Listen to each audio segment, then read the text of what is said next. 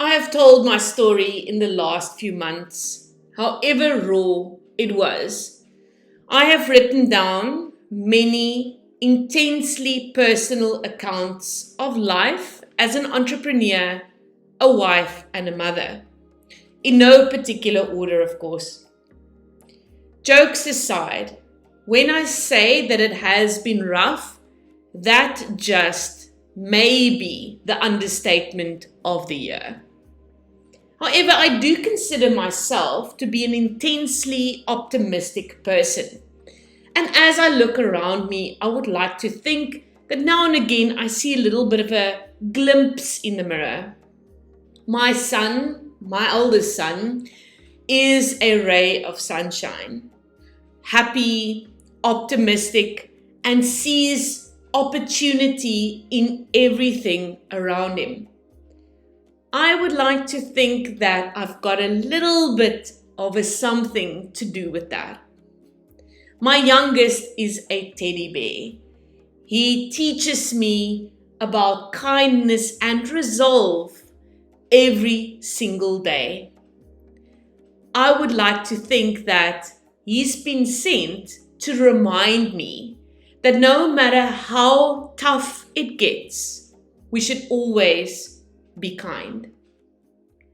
The problem is, the longer life happens and the longer we get stuck in the eye of the storm, the more we tend to go on autopilot, or at least that's been my experience. And I think you may know what I mean when I say that. My autopilot was caused by a range of things. I cannot, in all honesty, pin it on one single event.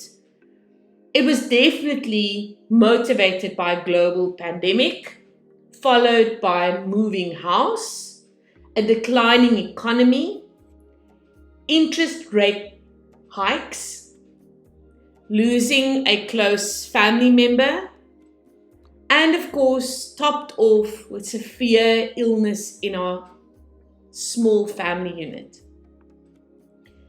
I think when I say I have been peering over the edge of burnout, it is a fair statement. And in many ways, when we go into autopilot, regardless of how we got there in the first place, we tend to opt out. And for a large part, we stop living.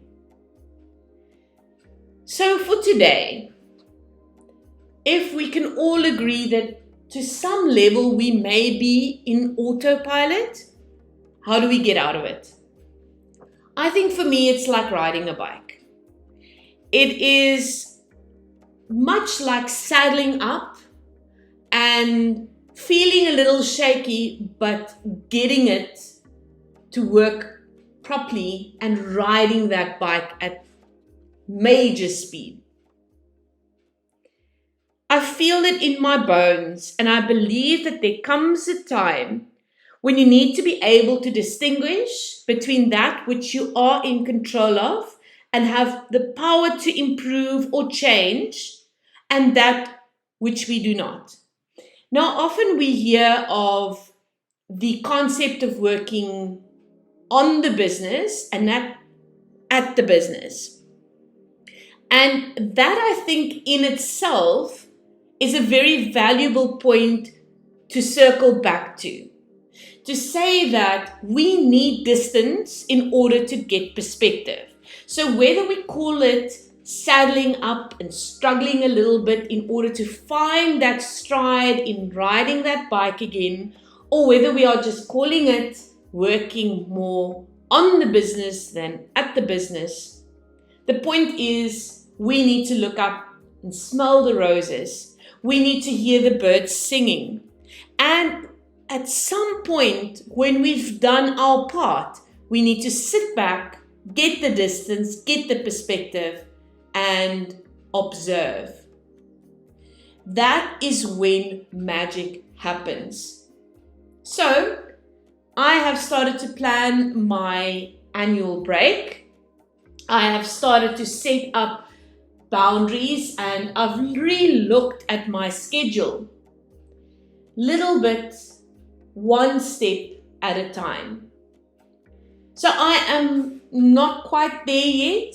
I've saddled up, I've got my stabilizers in place because, well, at my age, if you fall off a bike, it really hurts.